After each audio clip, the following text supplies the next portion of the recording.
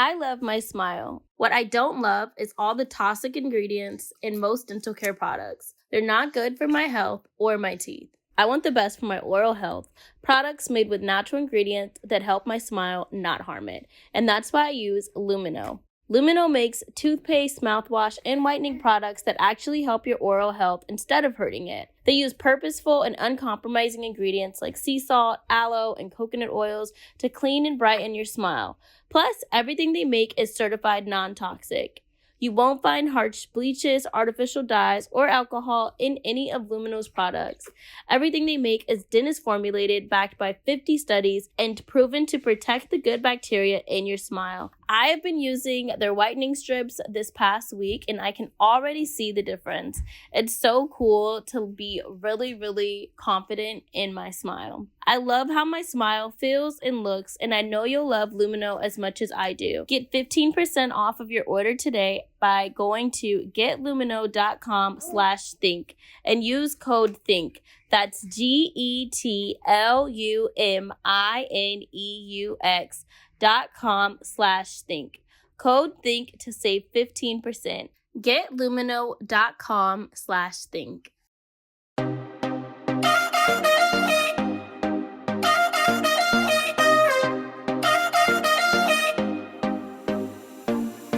Welcome to the Think Loud Crew podcast. 3 moms getting real with parenthood, relationships, and the WTF moments of our daily lives. Today we have on 2 special guests. We've got Maci back with us, and we've got, drumroll, Brittany.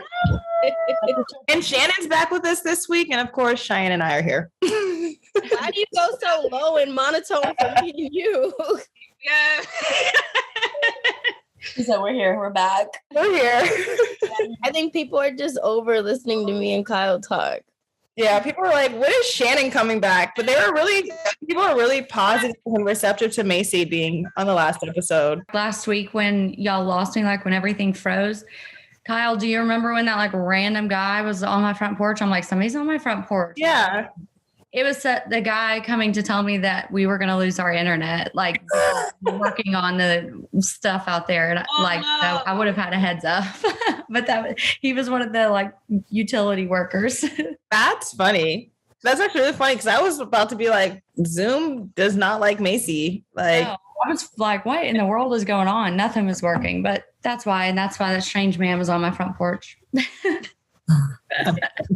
People really liked when we recapped last week. I read some like DMs and stuff, and they were saying it was good to hear the perspective from like people that were there, and then also just like more insight on, because we filmed for a long time, and then it's cut into a cute little segment for the show, but in real life, like what you probably saw was like a 4-hour plus scene. Real exhausting day. Yes. We talked about last week how with the kayaking was so cute on TV, but that day was so long. I still have the ratchet sunburn on my chest. No. Every time I wear a V-neck, they're like, "What's wrong with your boobs?" I'm like, first of all, why are you looking? Second of all, let me not get into it because I was in the sun for 5 hours. Burning. Little PTSD for you. It's like, don't talk about it. That was hard. Yeah, but let's get into this week's episode. I personally thought the episode went from like deep, like real deep with Bree and Devoin, and then like deep, like fun. But then deep because we thought Bree was gonna die. Right. And deep again, like it was too much. Yes. It was a quite literal roller coaster ride. Episode. Definitely. Like I was up here, down here, up here, down here. Yeah, it was a lot. Brittany, what did you think now? Like watching Bree and Devoin with their talk. Now you got to see it. What did you think? I think it went good. I think that shout out to Coach B for like not allowing them both to like get to that level of like frustration and yelling at each other. And I've never seen Devon cry. So your girl was out here crying when I got the when they send us the link and we watch it before everyone, I was like, I sent Devoin a text. I was like, I love you. I really do. And hold on, my computer's acting up. Okay, yeah, I was like, I love you. Don't think that I hate you ever in your life. Whatever, I got your back. Like that shit, I don't know if I could curse, but that crap made me really, really emotional. And I was kind of proud of them for like, agreeing, I guess, on some things and like getting to that point. Because since coming back, I'm not going to say things are perfect, but I think that trip really did help both of them. Yeah, that's good to know. Yeah. I was definitely about to ask, like, how is it present day? I mean, he comes to my birthday party, so. Did we figure out if he proposed? I don't think he did. I forgot. I don't know. Last week. He DM'd him last week and asked, but I don't think he ever opened the message. But I did a little like snooping on Instagram, and I don't think he did. I don't think he did. I think he said it on camera, but I think like the smart thing would to wait to catch her off guard. Yeah. Because like she probably saw that and was like, wait, hold up, run that back. What? Yes. Because if it was me, I would have been like, you're gonna what? What? Yeah. My ring size. If it was me, I would literally be looking at him every day, like. So everybody else gets to know except for me, like. Yeah, like you're being real nice today. Is this the day when you're gonna propose to me? Yeah. You didn't know national TV that you were gonna propose. So when's the date? I'll be like, when's the date, Poppy? When's the date? When's the date, Poppy? I was gonna say I wrote down for Bri and Devoin that I related to that whole situation and that whole conversation, because when she was talking about like Devoin kind of still trying to figure it out when she had Nova and putting the pressure on her family, like her mom and Brittany, like helping her out and stuff. I felt the same way with Bentley. Like my older brother really stepped in and helped me, and my parents helped me. And I always felt kind of guilty. Like, Ryan, if you would just step up, then my parents wouldn't have to help me so much, or my brother wouldn't be the one, taking him to ride his bicycle and stuff while I'm at school, all those things. And then the whole, like, after a while doing it by herself, like, I don't need you. I don't need you. I don't need you. And her saying, but she didn't really think about just because Bri didn't need Devoin doesn't mean Nova didn't need him. And I literally, like, all the things she hit on in that conversation, I was like, me, like, I just felt like it was like watching my situation too.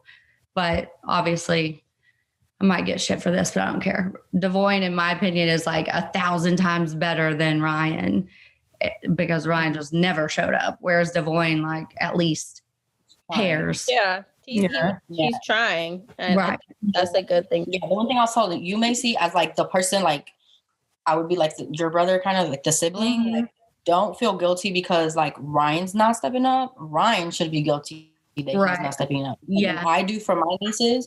I don't look at my sister like your baby daddy should be doing this, or I don't care about that. Like, I'm doing it because it's pure love. Yeah. So like, you do something out of love, like, that's for you to never feel guilty about, because it's like, for me, like, I don't have to do this. Like, my sister knows that I choose to do this because I love her and I love my Nova and Stella, So yeah, like, that's a good point. Yeah. that's like for Ryan to feel like, that's definitely for Ryan to feel guilty, not for you to feel guilty.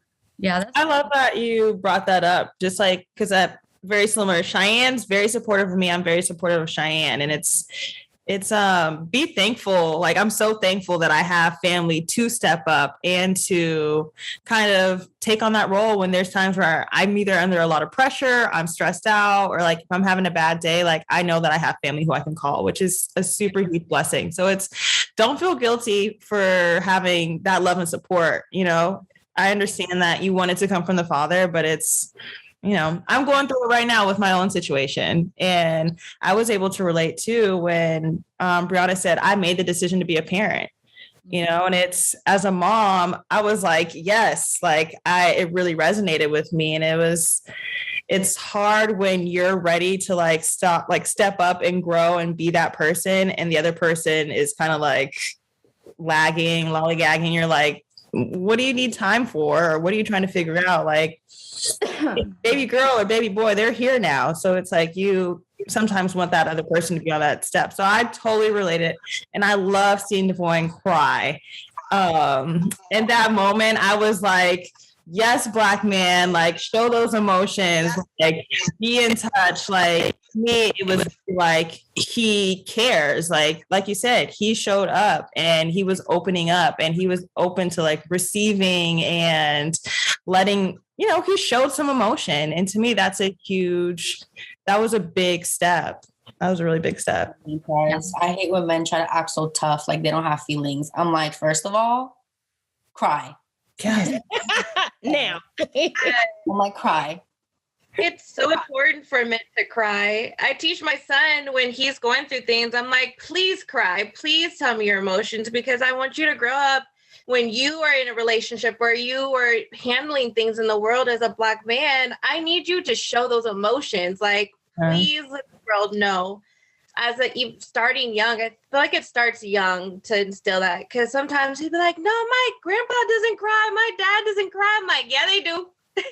Please cry because we need more emotion. But I can also relate to that too because my family supports my son a lot more than his dad, even though his dad tries to step up. But my dad is teaching my son so many of the things that he should be learning. Like you said, like riding a bike, or my brother shows him how to play the piano and stuff like that. So I for sure get a lot of guilt and get mad or resent his dad because he's not stepping up or showing him those things. So I totally can relate to that. Yep. Bit. I'm not a parent, so I can't speak as like a parent, but I was taught that it takes a village to raise a child. And like where your kid is missing something from one person or from one aspect in life, like you have everyone else in your family to like fill in for that and all that. I don't know how to explain it, but like, I think it takes a village, like how your son is learning how to play piano from your brother and learning how to ride your bike from your dad, then like someone else teaches something else to your son. And like that like when they grow older, they look back and like, I learned this from this person and I took this from this person. And like, they use that to build who they want to be and who they're meant to be. Yeah. And I think it's just solely on the mom and the dad, my personal opinion. I think it's whoever you decide to bring your child around, those people are going to influence your kid and be a part of like who they're gonna be in life and all that stuff. And I think that that's cool because like I personally would never want to raise a kid just me and the dad.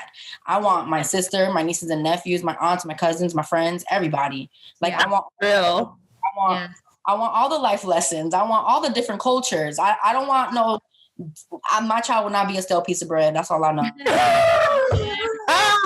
Jen, oh my God.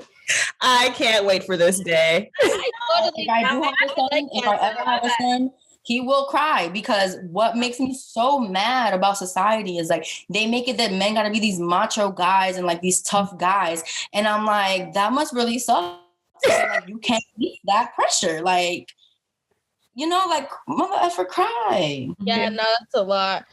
I agree. It takes a village. We say that all the time. And I feel like I have like all perspectives of it where it takes a village. And then before I had all the mom guilt where I felt like I was getting so much help from my parents. And then even after I had Ace, I was like, okay, the dynamics changed because my sister is with my mom and she's helping her with Zaire and Boz.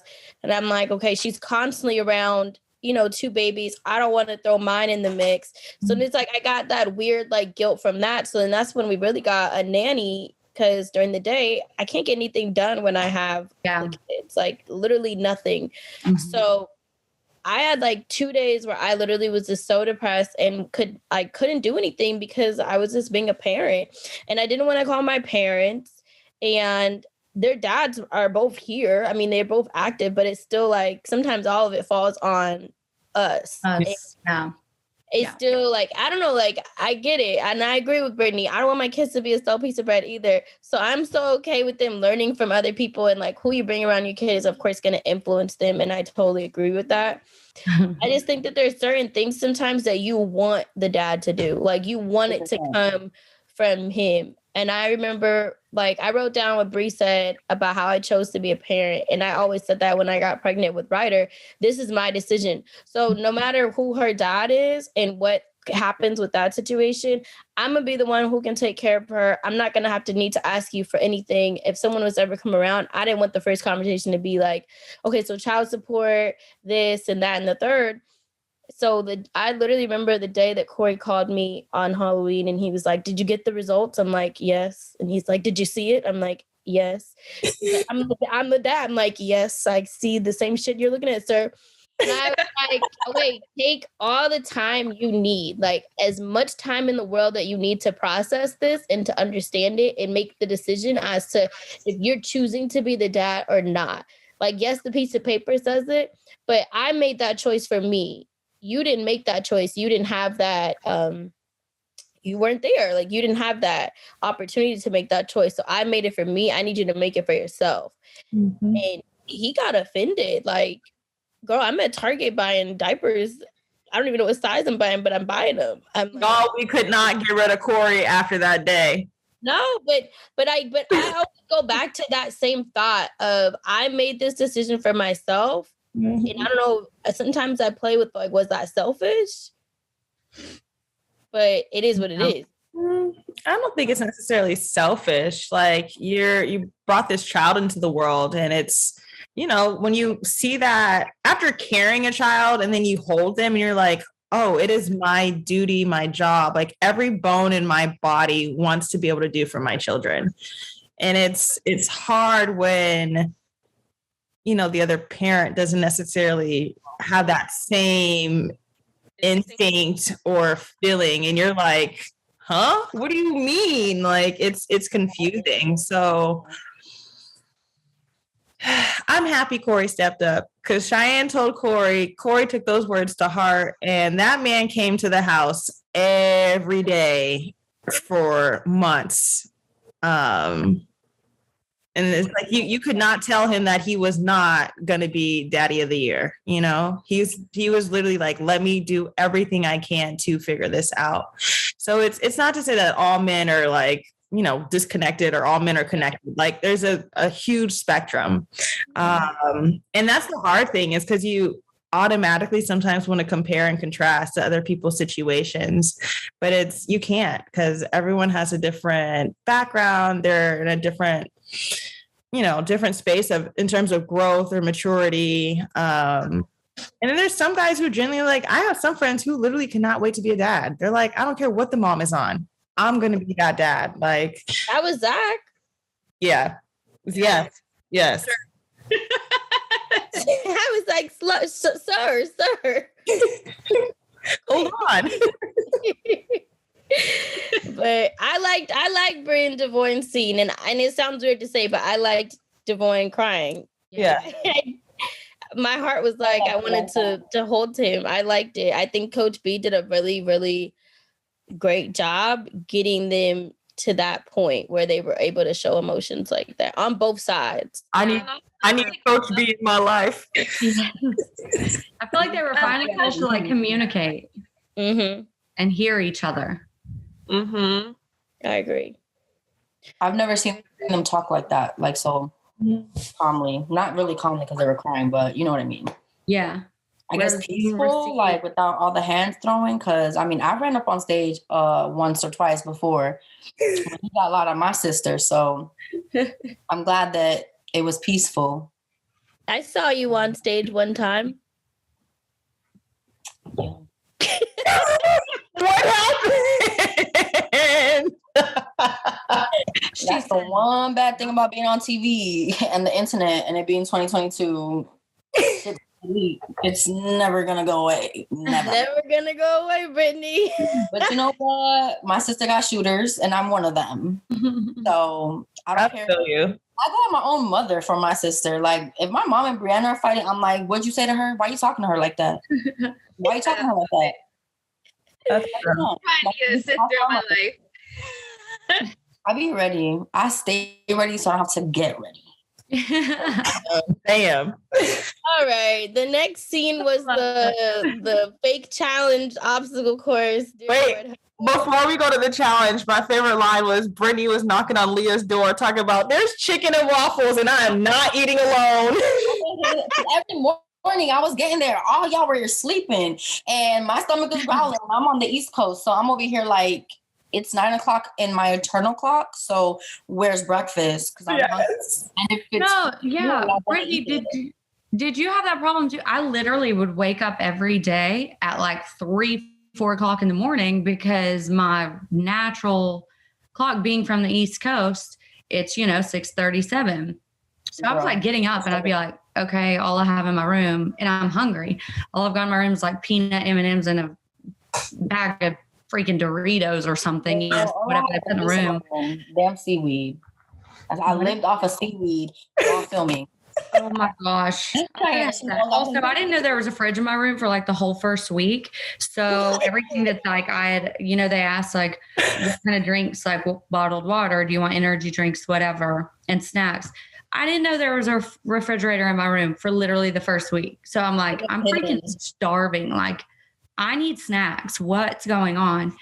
Anyways, every time y'all got to have family breakfast, I was in the freaking thing doing interviews. You were. Yeah, so I see all these scenes of like family meals, and I'm like, this is a bunch of horse crap. Like, I would have woken up earlier to do the interviews just so I could go eat with everybody. I didn't realize that. Yeah, you're not in the breakfast. No, you're not in only the dinner ones. Only the dinner ones. But every breakfast, I was up there doing stupid interviews. Talking about laundry.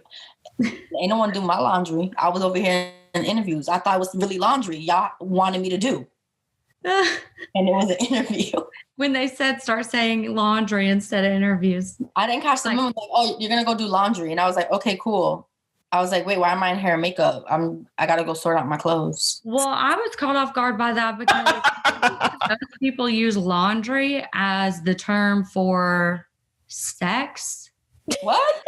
I'm not kidding. In the media world, like on podcasts or radio shows or whatever, like people use the term going to do laundry or we did laundry that night.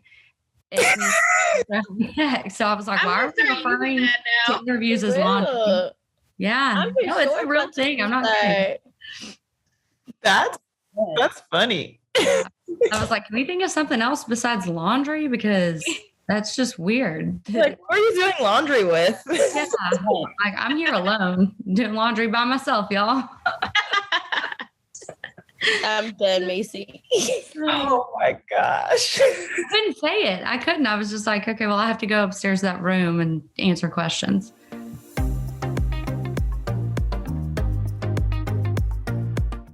I love my smile. What I don't love is all the toxic ingredients in most dental care products. They're not good for my health or my teeth. I want the best for my oral health. Products made with natural ingredients that help my smile not harm it. And that's why I use Lumino. Lumino makes toothpaste, mouthwash, and whitening products that actually help your oral health instead of hurting it. They use purposeful and uncompromising ingredients like sea salt, aloe, and coconut oils to clean and brighten your smile. Plus, everything they make is certified non-toxic. You won't find harsh bleaches, artificial dyes, or alcohol in any of Lumino's products. Everything they make is dentist formulated, backed by 50 studies, and proven to protect the good bacteria in your smile. Lumino whitening strips are super effective and perfect for sensitive teeth. It only takes 30 minutes to apply, and you'll see results in 7 days, making for incredible before and after pics. I have been using their whitening strips this past week, and I can already see the difference. It's so cool to be really, really confident in my smile. I love how my smile feels and looks, and I know you'll love Lumino as much as I do. Get 15% off of your order today by going to getlumino.com/think and use code THINK. That's GETLUMINEUX.com/think. Code THINK to save 15%. GetLumino.com/think. How was it for you guys doing the interviews? Because I feel like that's something that I've done on past shows, like in that type of green room setting. But that's not necessarily something we do all the time on Teen Mom, especially having to talk in like that present tense. Did you guys like them or? I personally didn't like the present tense when it came to talking about the past stuff that was like negative, because then I felt like in a sense I was talking shit. Like when they asked me questions about Ashley and Jade and stuff, like I was really careful in what I said. I don't even think I answered a lot of the questions because I was like, you should have asked me that night. If you wanted a real genuine reaction, ask me that night when I was angry or whatever the hell the case was. I don't care if I look like a bum doing laundry. I don't care. Cause like now I'm cool with Ashley. I'm cool with Jade. I'm cool with everybody. I don't want to talk shit. Like I felt guilty doing that, so I didn't. So in moments like that was hard for me. And then when they wanted me to talk about my sister basically resurrecting from the dead, that was also hard for me because I was not trying to like go back to that. So right. You don't want to go back to those moments. Yeah, definitely did not want to. I was like, keep me happy right here. Not they trying should do on Are You the One in the challenge. I think they do it on the challenge too. They call them OTFs, on the fly interviews. So literally right in the middle of like a fight or like a high intense moment, they'll pull you out and set up like a light right in front of you and be like, tell us how you feel. So of course in that moment you're like going in, and then when you go to do your interview and it's probably like 3 days later and you already cleared it up, you're like all prim and proper and but when you watch back the OTFs, it's like, oh my God, like you were in it. In it, because you probably really were in it. Yeah, your emotions, your adrenaline, everything is just like pumping. You're not thinking. You're just like literally on the fly. Yeah. Because you get genuine reaction and like, you'll see how you were acting and how you're feeling in that moment. And then 3 days later, when everything's cleared up and better, you talk about how you reach to the more positive side.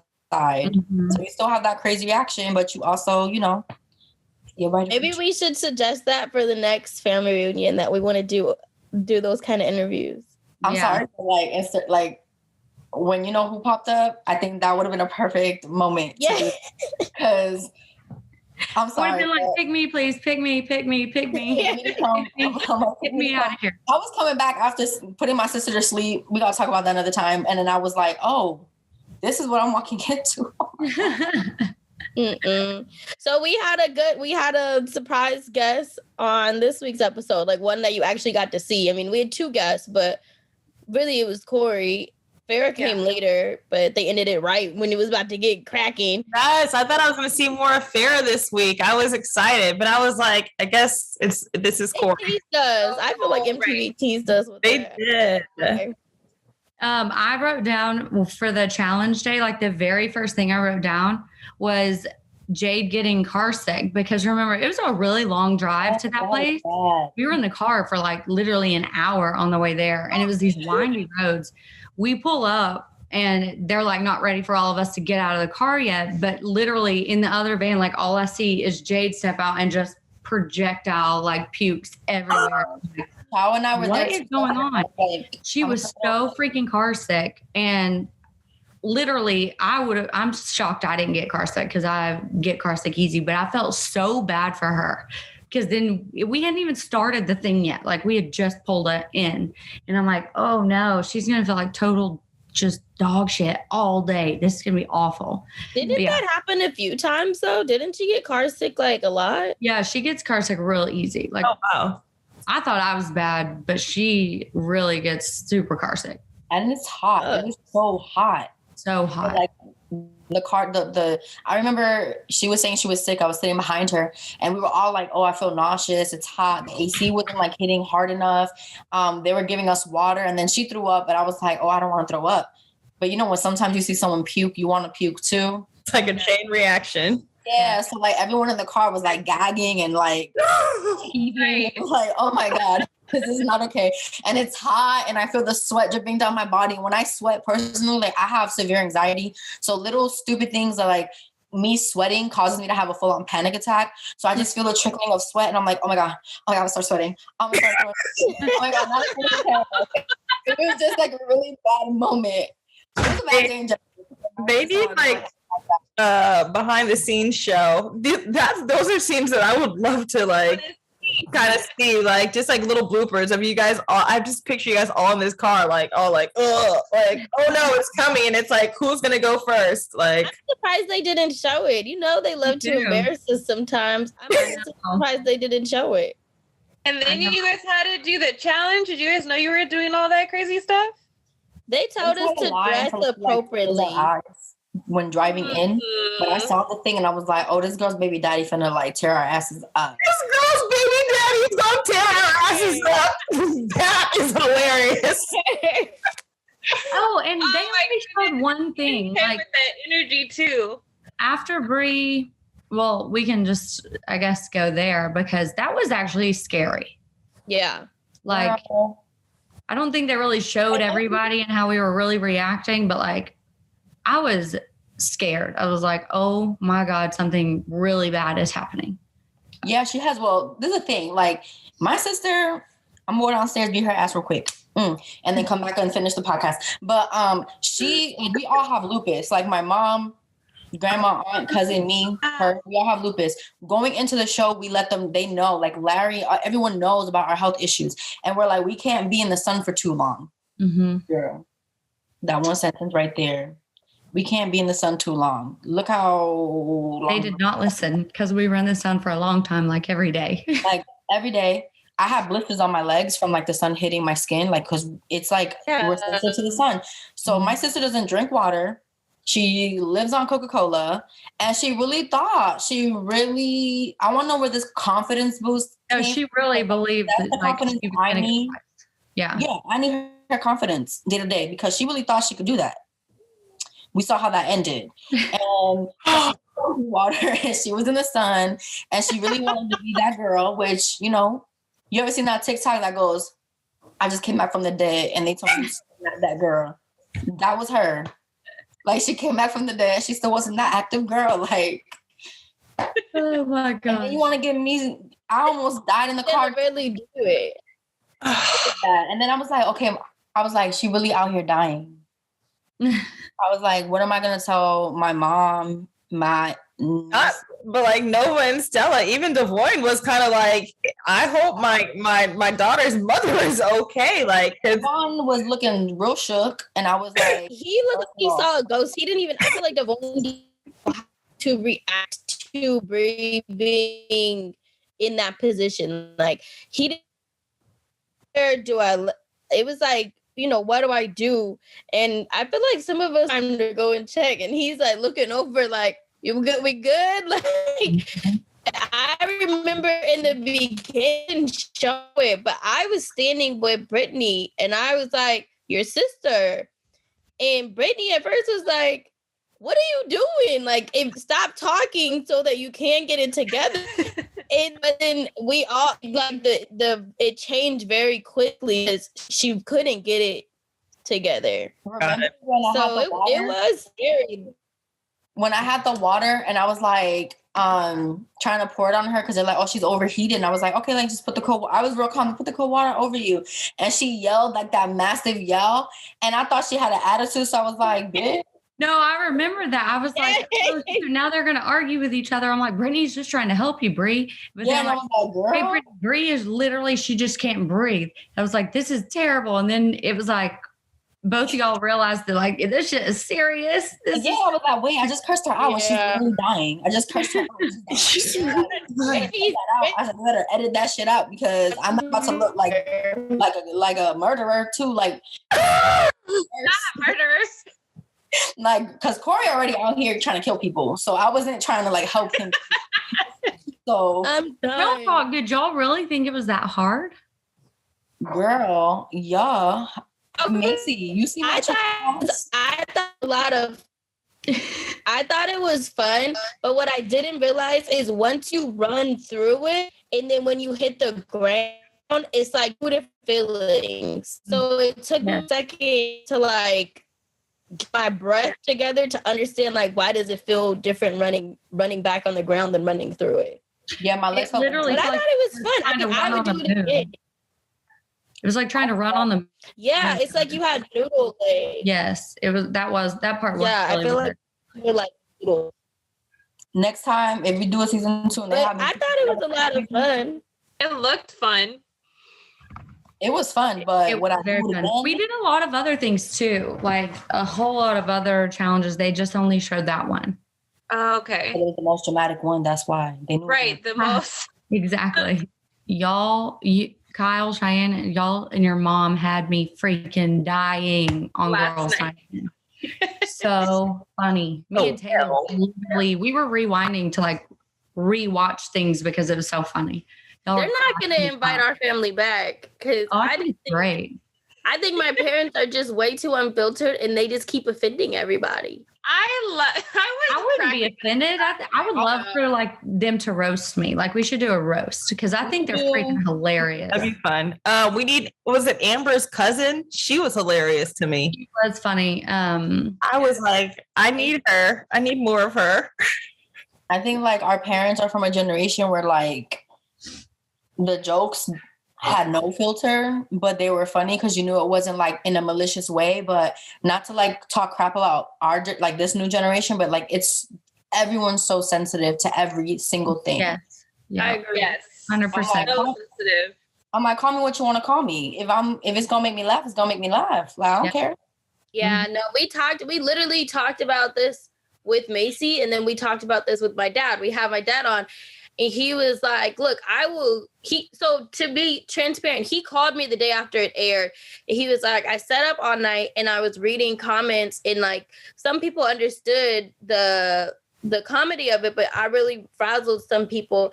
And he's like, can I call Bree and apologize? Or can I call, like, he's listening to everybody who he was, roasting a little. And he's like, can I call to apologize? I'm like, I'm not giving you her number. No.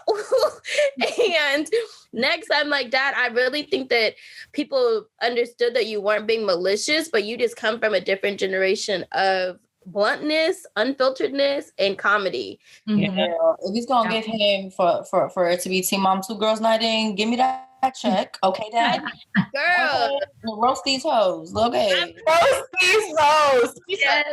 Yes. Say beware because Papa Floyd. Roast my mama, roast my nieces. Girl, Nova Stella could get it. Not the nieces. Yeah, I don't care. Tell your dad to roast us because I want my check. I want my check. I was gonna say he's been trying to figure out his Instagram. So since Cheyenne won't give him any numbers, he might just slide into the DMs one day talking about I'm sorry. Like, all is forgiven. Keep going, Dad. Keep going. I was literally, I thought, so Bree had actually posted something where someone was like, are you offended? And she was like, no, just know when it's our turn to watch OG, it's on. Yeah. And I'm like, look what you done did, Dad. Now they gonna talk about us. but it's fun. Like, if you can't laugh at yourself, like, what are you doing? Like, oh yeah, for sure. What jokes can you make about like people? Like, I mean, we know what we look like. We know. Like, tell me something you don't know. Like, it's not offending me. Like, you see me on TV, I be looking crusty, dusty, and musty because I be home. I'm not gonna put a full makeup at home. About me, one thing about me, I'm gonna let everyone know right now. There's no way in hell I'm finna get dressed up, and no shade to people who do, because y'all have the energy. I, however, do not. Mm-hmm. Will not look cute if you're literally pulling up at my house at 9:00 in the morning with a whole film crew trying to mic me. You know how many times these sound guys don't see the titty because I just don't put on the bra and I'm home with my hair up in a bun and an eye booger or two still lodged in there because I'm home. I'm home. They're real. I'm not looking cute. I needed to hear that because the first season that Cheyenne was really filming, I think I'm like twisting my hair in every single episode. Every episode I'm doing something to my hair. And people used to be like, does this girl not do her hair? And I'd be like, do you know what time they're here? Like, I have a child. I'm trying to be a whole human right now. Like, and have to film on top of this? No. They be coming at 6 a.m. to see the kids go to school. Oh my God. Those are the worst days. Oh my gosh. Yeah. Those are the and worst. sometimes these kids sleep with me because, like, you know, I'm that girl. And they come sleep with me and I wake up and there's a boom mic over my face. And I'm like, what are you doing? And, you know, we've known these people for like 10 years. So, like, there's a cameraman that I love. Like, you know, I don't have a dad, so I always joke. I'm like, when I get married, you're walking me down the aisle. I'm like, oh. I'm like, is that the one you always post? Yeah, Travis, the older guy. Yes, you post him all the time. I'm always like, why is she posting him? I love him. Like, if you ever get him, because he lives in California, he might be on your crew. Like, he is. Once you get to know him, he's an amazing person. Like, for real. And I'm over here like cussing him out at 6 a.m. What the F are you doing in my face with that damn camera, Travis? Like, And then they showed the crustiness on me because I'm like, y'all don't know that there was in my face before the sun was up. Yeah, no, I explained to my dad because he had said like there was one scene where Leah's hair just wasn't done. He was like, "Why didn't she do her hair first?" I'm like, "Do you just not watch the show?" Because half the scenes, I have stains on my shirts. Like I'm trying to wipe off spit up. Like my hair probably isn't done. Yeah. I don't ever have on makeup. So then when I do put on makeup, people are like, "Who is that person?" Like I'm like, "Dad." The thing is, Can you not sit here and talk this shit? Because I look crusty and musty all the time too. Yeah, and it's a reality show. The TV. It's a reality documentary. My reality is I look like that when I'm home. That's my reality. And if you want me to be authentic and my family to be authentic, that's what we look like when we're home. And no, like I said, no shade to people who do their makeup because I wish that could be me. Yeah, more power to them. Unfortunately, it's not.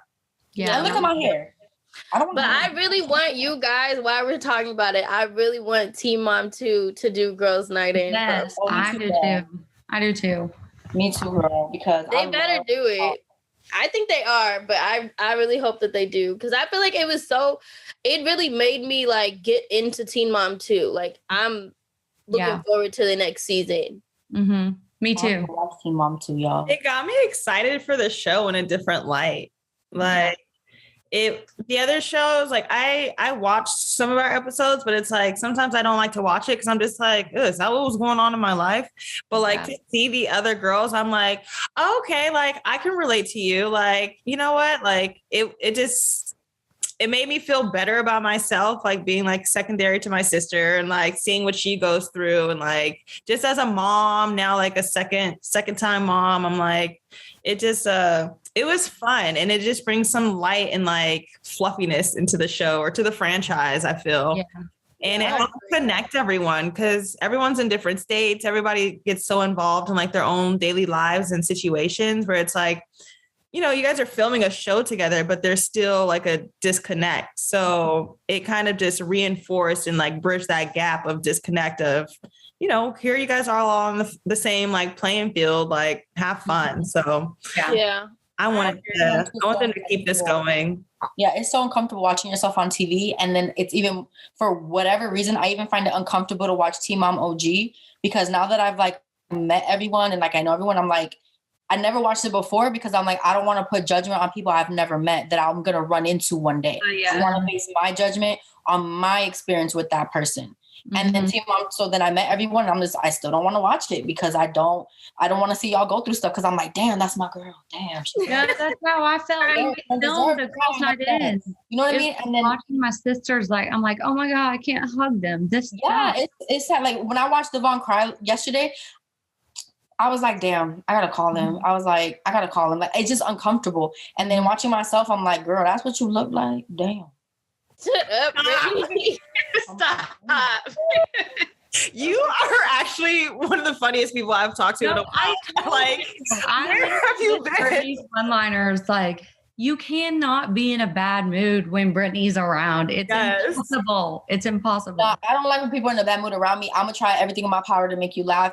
Yes. I'm the type of person like, girl, if you tell me your hamster died, I'm gonna make a joke about the hamster dying because we're not finna cry. We're gonna get through this. We are gonna. I make light of every situation, and if y'all know anything about me and seen all the reality shows I've been on with my family, I've been through some shit. Yeah, been through some shit. And I'm gonna about it. You stayed with Brie at the hospital, right? You didn't leave. When Nova was born, I stayed the second night. For the episode. Oh, in the hospital. I'm talking about. You went to auntie mode. He went to go play basketball when Nova was born. I was like, yeah, I was with her. But no, I stayed at the hospital because of COVID. I couldn't go inside. That's what I thought. So when she went in by herself, nobody could go with her? Low key, I thought this was low key shady, but give me a season 2 and give me a check. But only one person could go with her, and Brandon went with her. The the producer. Yeah. Me and Taylor actually talked about that. I was like, Brittany had to stay outside. Like, how bad would that suck because Taylor has a sister and I have a brother. I'm like, if you couldn't go in the hospital with them and like, it's just y'all two there. And I'm like, well, somebody had to have gone in because they're filming. And I was like, I bet it was a camera off or one of the producers. And I was mad about that shit. I was pissed. Yeah. I was like, my girl almost died and you want to film a show? Yeah. And like, there were parts of, I don't know if they're going to show it all. Like, they didn't show it all, but there were parts of like, the ambulance was like, no filming, put the cameras down, whatever. And like, me and my security guard, because you know how we had our own security from home come with us and stuff, we repeat that they were still sneaking to record. And I was like, you know what? I talked shit to my sister later. I was like really mad about it. And she's like, girl, I'm alive. So let's just pray for season 2 and another check. I said, like I said, there's a bright side of everything. Get your scene and run me my money. Yeah. Because now that she's alive. She's like, I'm alive. We gave him the I'm alive. Let's keep it pushing. Yeah. It was hard to watch when you guys were in the car, when you pulled over and you were like, Brianna, look at me. Like, it was worse. They didn't show the gist of it. That part made me that was like, yeah, I cried too. No, that was like, because she was throwing up and there was like vomit coming out of her nose and she was falling over. Like, that was when I got her up and I had to take out the seatbelt so she could like breathe and like not feel like restricted. Yeah. She fell over and I'm bringing her and all that body weight, I'm holding her up. That medic was frazzled. Everyone around us was frazzled. Like, yo, is she like really like, when I say my sister was dying, it literally looked like she was dying because eyes were back in the head. She started shaking like she was having a seizure. She threw her body over. I'm picking up her head, throw up out of her nose. And then, you know, I'm not trying to let my sister go down like that. So I'm wiping the vomit out of her nose so she could at least look something. Yeah, you know, because I'm not laughing at the situation. I'm laughing how you're like, I'm not gonna let my sister go down like that. No, baby. She's no. like, if you're gonna die right now, you're gonna die cute. You're gonna look cute. No boogers, no nothing. No boogers, no rubbing your nose. Like, we're not like this, peaceful and beautiful. They're gonna be like, she's so cute, but what happened? Your sister cleaned up your snot. That's what happened. That's the real sister for you right there. No, for real. It was very scary. It was very scary. And like, I know I'm expressing it in like a funny way. That's just how I cope with. I'm a goofy, I be in a silly, goofy mood all the time. But like for real, her body fell over, shaking, eyes on the back of the head, sweating, throwing up, everything. And then she would talk like everything was fine. And then we'd be like, oh, okay, she's fine. And then boom, blackout. On the floor, almost basically. And I'm like, she didn't remember anything, not a damn thing of any. And she was literally having a conversation with me. And then she even said she didn't want to go in the ambulance or to the hospital. And those effers were going to let her leave the ambulance. I'm like, she is not in the right state of mind. Are you stupid? And I was like, I'm her sister. You're taking her to the hospital. Yeah. Right. Like point blank, like don't fight with me. Like, what's going on with the people in California not wanting to like, you don't have to go to the hospital. She says she doesn't want to go. I'm like, do you know that she's not herself right now? As a medical professional, you should know that she's Delulu right now. Take her ass to the hospital. Everybody needs an advocate like Brittany in their life, y'all. Like, I was ready to say they weren't gonna take her. And then the most scariest thing too was like, what's gonna happen if this is really bad? Like, I was thinking about that phone call I would potentially have to make to my mom. And my mom's alone with Nova and Stella taking care of them while we're filming this. Like, that's something I would never have wanted to. We kept that a secret until we got back. We got back and we were like, how was it? I'm like, oh, she almost died, by the way. Yeah, my mom didn't find out till the day we got back. Damn. Did Brianna ever find her shoes? Yeah. That's because she downstairs. I really don't know. Oh my God, yeah, because she was walking barefoot, huh? Yeah. She had the hospital socks on. She said, I lost them. Oh no, I lost them. I was like, where your shoes at, girl? She goes, I don't know, I lost them. I said, you know what? At least you're gonna lose a life. I just woke up in the hospital. Like, I don't even know what's really going on. That was a lot to watch. And then watching Maci and Amber and I do that, the thing with Coach B, they cut it down so much. Dude, I feel like that scene I was like, man, that's going to be gnarly. And we literally did that for like 3 hours. And I mean, when I say we were swollen face crying, yes, like snot crying, all of us. I mean, it was groundbreaking. Like, it was absolutely insane. The deepest thing I've probably ever done in my life. All of us were losing it. I would have for sure loved to see more of that scene, because to see you guys actually face your younger self, you know, you're going back to that time, and to see you go back to that time was really like, was a lot. It was gnarly. Like, that was a crazy experience. That whole exercise. How did it make you guys feel? I'll be honest, at the end, I was just like exhausted. I'm like, Yeah. I could go, like, literally, we were so tired.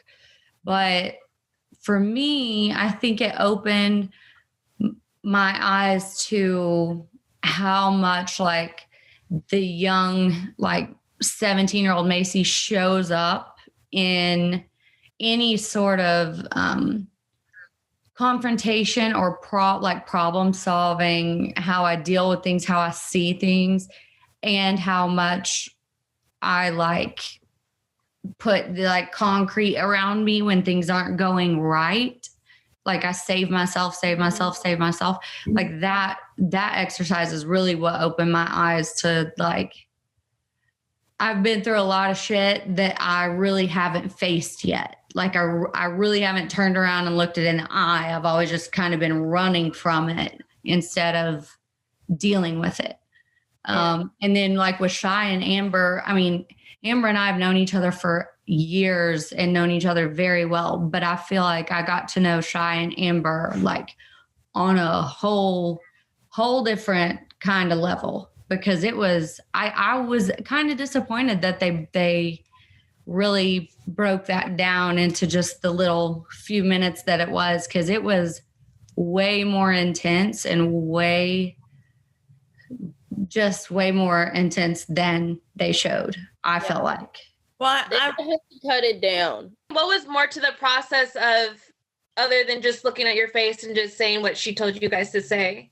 So we had like an initial talk in the beginning, more to like kind of break the awkwardness.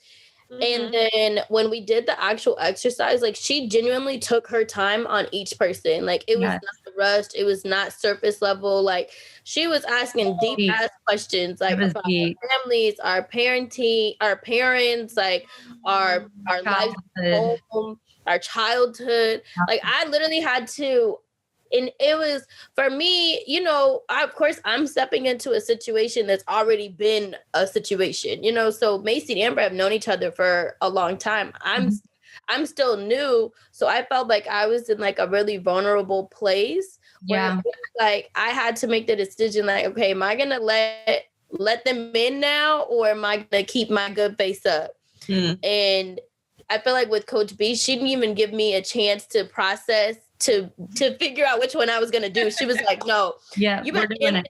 Yeah, we're doing it. Yeah. So I think what they showed was real surface level. It was still like, some people, I got a lot of messages where it was like, you know, I felt like this was my first time really getting to know you in a different way and see Maci and Amber in different ways. But it was they cut it down so much. Yeah. We need to add more episodes. I hope that they show a deleted scene of us doing that talk, because even Coach B opened up and told us about her life. And I was like, edge of my seat, like, what? And then you did what? What happened? Mind blown. Yes. So much there. I think it helps when like you have like a life coach or a therapist who opens up about themselves and kind of shows their relatability, because in it, you're kind of like, oh, I'm not just here to talk to you and expose myself, but it's like, I can talk and expose myself knowing that you can either guide me through this. So I guess that's where like the coaching comes in. In my notes, I put therapy versus coaching. So I love how it's like, she uses like different therapy techniques, but then it's like, she coaches you through. Cause it's like, I've done therapy and you're talking and then you're like, sometimes I leave, I feel good, but I'm like, I'm not satisfied, because I'm like, now what? Like, what do I do with this? Like, I've brought all these emotions up. I've gone through this whole process, but now I'm sitting here like. Yeah, she does a good job, because she like gives a fun fact. I actually still see her on a regular basis every 3 weeks, and she's really good about giving homework. So like before I left, like the night before I was leaving the reunion, like I was like, I feel like I've made a lot of growth here and I've learned a lot. And I feel like I'm in the space that I was really looking to get to. But what do I do when I get home? Because I know for me, it's going to be really easy to just fall back into old ways, old habits, old things that like I was trying to get away from or escape from or work through in the first place. And she's really good about being like, okay, so here's your homework. These are a couple things that I want you to really focus on, and then we'll revisit it. So she doesn't just kind of leave you, like get you somewhere and then leave you empty handed and expect you to like keep moving forward, because that's impossible. But she is amazing. Like, That's cool that you still see her, Maci. well, I came home, and even like with the homework that she gave me, like once I got home, it was like after a few weeks, I was still in a really good space. And I felt like the homework had helped a lot and kept me in a space. But I was like, okay, but I feel like I need new homework. Like, I feel like I've kind of used that as much as I can. No. And I don't want to like, I need to go to like the next step. Like, it's ready. It's time for the next step. So I just like reached out to Larry and I was like, hey, can you give Coach B my number and have her message me so I can schedule a meeting or whatever? And then literally every 3 weeks we do a Zoom call. One thing about Larry is if you ask him for help, he's going to help. Oh, 100%. One thing about Larry, I will say that. I wish that like Coach B was had sessions with like the supporting cast members and stuff too, because like me, Chow, even the dads and stuff, like we all support you guys, right? And like that, like me, how I help my sister with Nova and Stella, because Devoin doesn't, but I don't want to talk bad about him, but like I kind of feel like I do more in a sense because I live with her, stuff like that. My life comes to a pause. I need to find me too. And I feel like maybe if they do another season, they need to focus on everybody in that sense.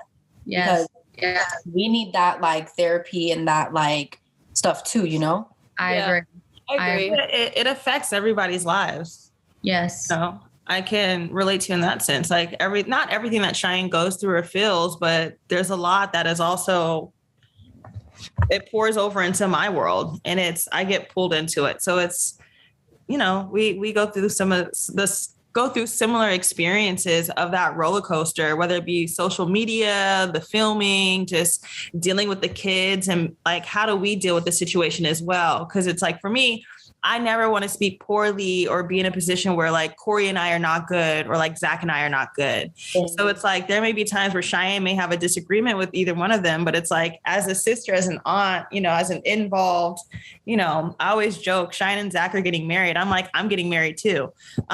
Just because we are so close, and like a lot of what we do is so it's a, I don't even know how to describe it. It takes a village. Like, everything impacts the whole village. Like, it doesn't just impact the mom or the dad or the child. It impacts the aunts, the uncles, the cousins, the siblings, like the grandparents, everybody, anybody involved, because the village loves the child. So, and loves everybody else in the village. So it really, like, when one person's hurting, everybody's hurting. Yeah. When one person's angry, everybody's feeling it or seeing it or getting it thrown at them, kind of. It's just one of those, the village gets impacted. It's not just one person going through something. Especially, I can imagine as siblings, like, you have their back and you love their child, but at the same time, like, you're trying to be there for them while they're angry or hurt or upset. But at the same time, you're like, but the kid's important, like that. That's what matters. And at the same time, you might see the other person's point of view or what they're trying to say.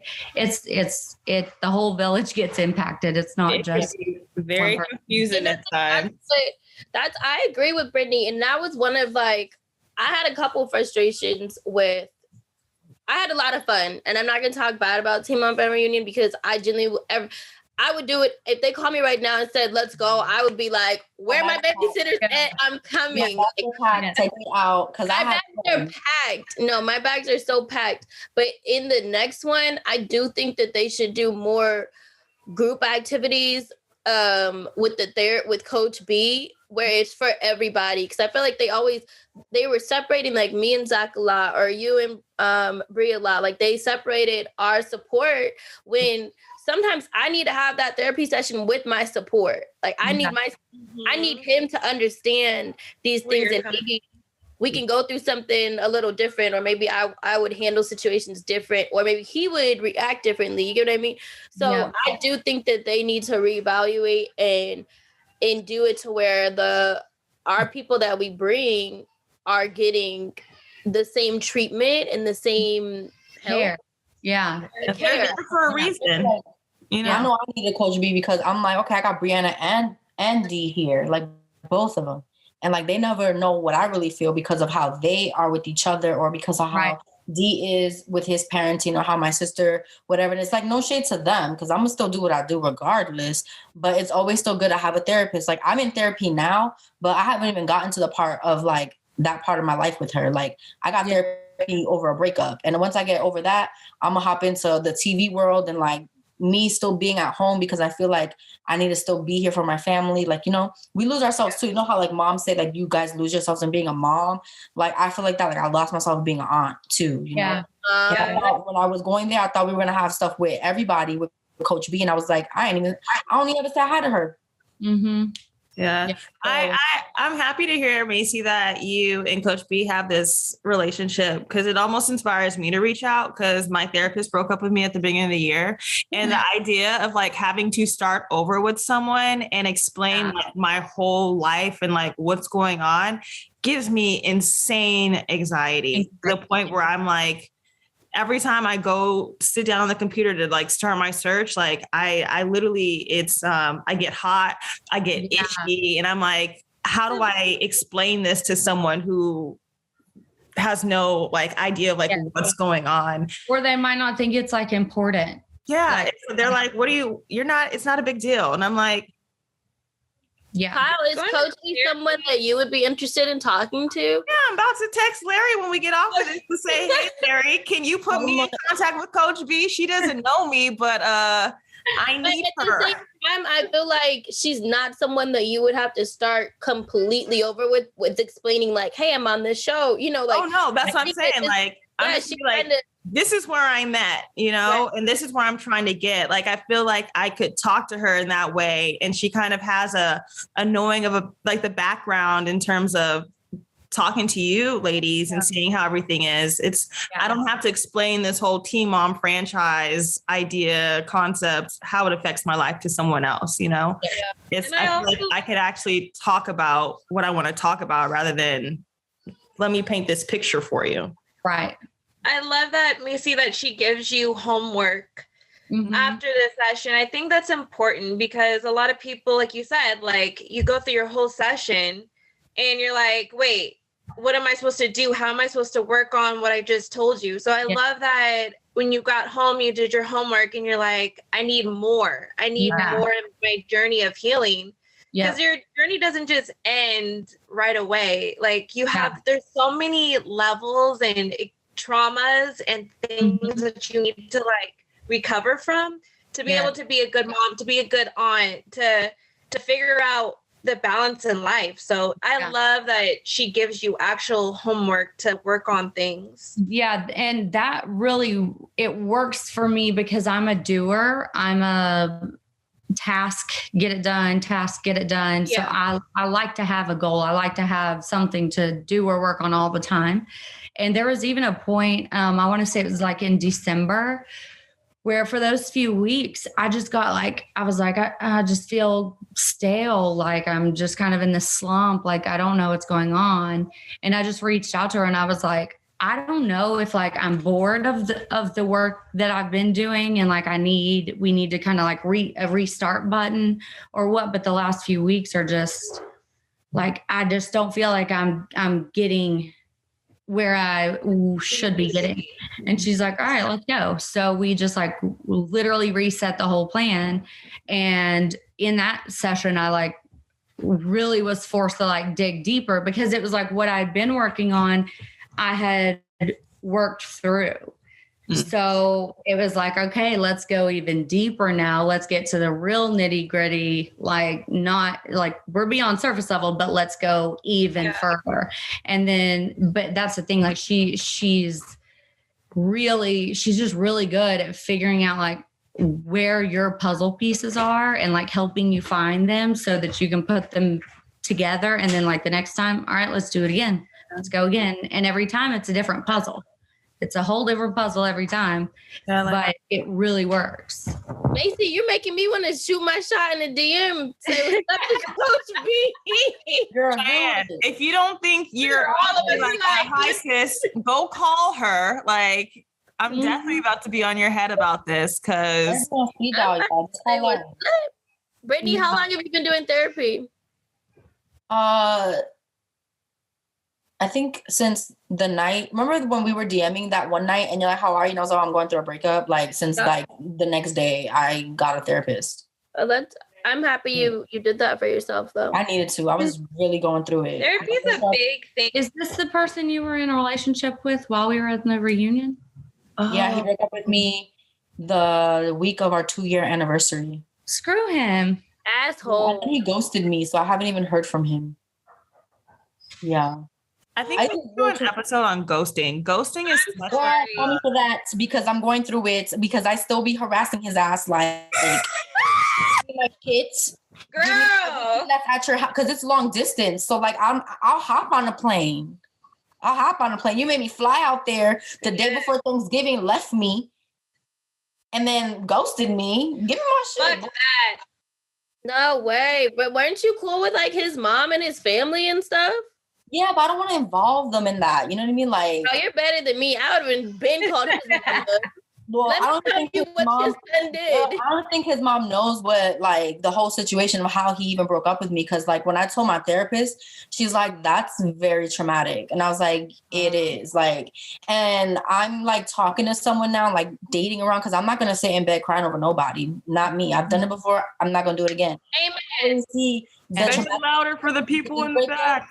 Yeah, like how it's like pausing me to like kind of give this person a real chance. So like I'm working it all out. But girl, do a whole podcast about ghosting. Call me. That is I just got ghosted too. Don't even And I would call his mom, but she's such a sweet old lady. I don't even want to stress her. Aww. It's not worth it. And I don't want to like potentially damage the little bit of relationship that I still have with his family because of his toxic ways. Like I'm not doing it. Hey, I respect that. I'm mad at him. Me too. Yeah, I don't even know him. I'm mad at him. I feel like I just knew him from you talking about him. I was so in love with this mother effer, so in love. And that took me. Hi, Taylor. Hi, Taylor. Hi. We're talking about people ghosting people. Wait, Taylor. So we shot a podcast with my Nice, you dad. brought me a beer. We shot a podcast with my dad on Monday, right? But it cut off right when he did this. And he drew a picture and he was making us guess who it was. And he drew your hair, he drew your beard. And we were like, it's Taylor. And he's like, no, it's Maci's husband. And we're like, Dad. But he was like, it's a crisp line. He's like, it's a crisp line. Hard part, yeah. Hard part. There we go. I'm gonna tell him next time, Dad. So It's called a mad hard part. when we uploaded it, people were so mad because they're like, why did the camera cut off at the right when he finished his drawing? Like we wanted to see. I still have the drawing. Oh my God, I want to see. Yeah, I saved it. Yeah. First it was bar, so it went from bar to Taylor. So you have tattoos on above your eyebrows.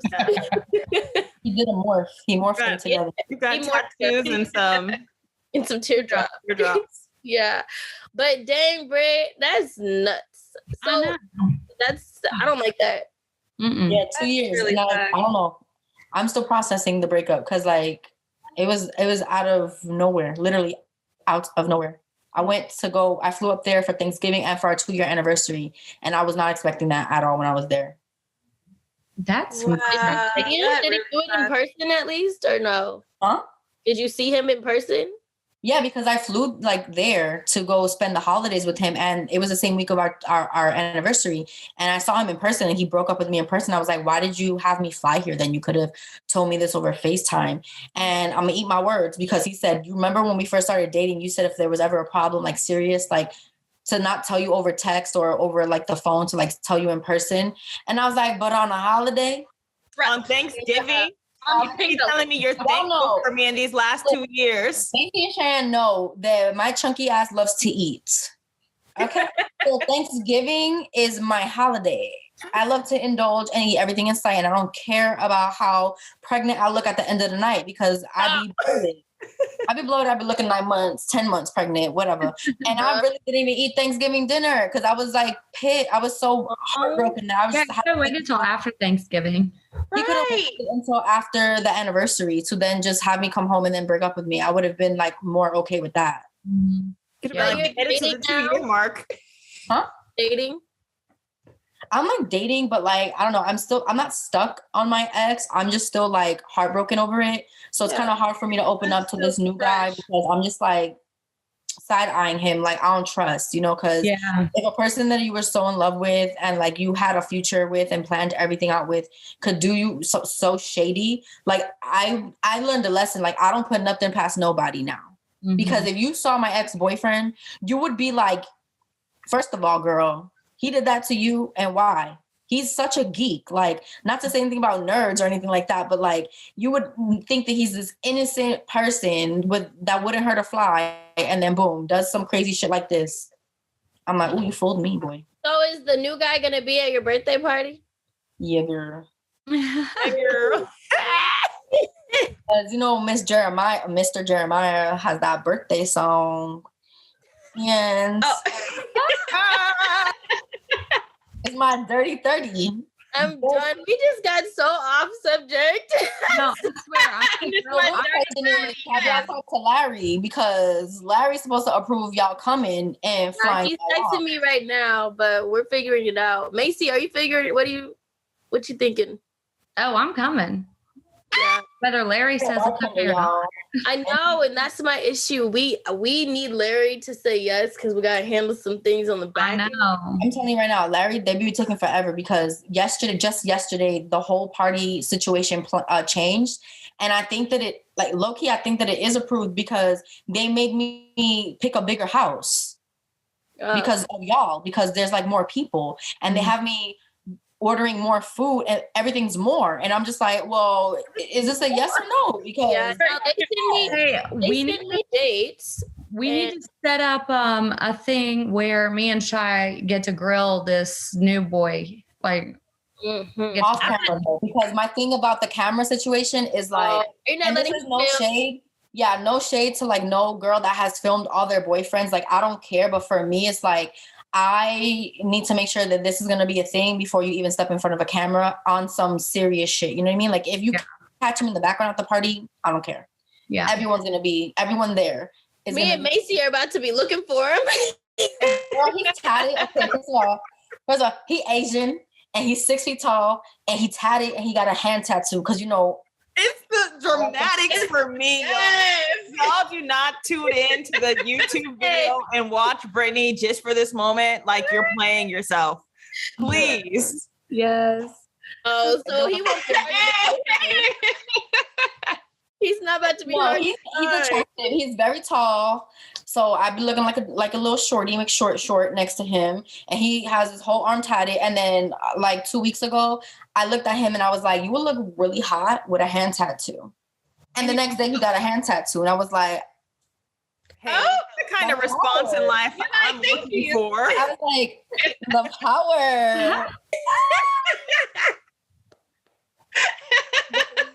Oh, the power. Yeah. And then like he watches Teen Mom Family Reunion with me every Tuesday morning when we get the link. And I'm like, this is Cheyenne, this is Zach, this is Maci, this is Barn Ashley, this is what we did behind the scenes. I tell him everything. I'm like, first of all, that's not how that went down. This is a longer situation. And he's like, so who's coming? And he's like, and he talks about you guys like first name, like he knows you guys because I show him everything on the TV. So who from Teen Mom did you invite? just everyone from the reunion, the Teen Mom family reunion. Okay. Literally everybody except for 2 people. I think 3, because Farrah is the 3rd that I will not ever have.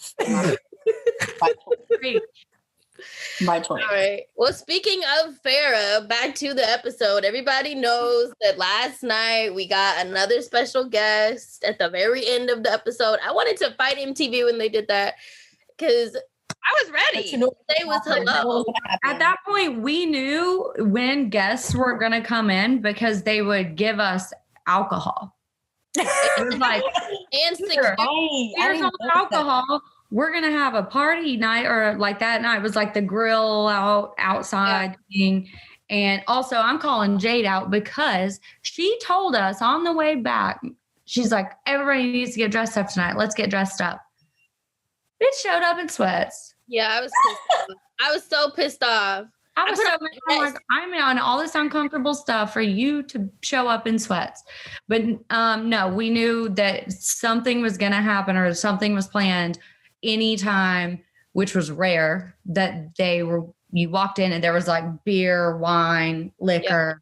Like then we knew, oh God. I'll never forget. But even security, at one point I looked around, and normally like when people, since we all were getting along at that point, we have security, but not all the security. Yeah, and they would always be kind of off to the side, like you couldn't even see them.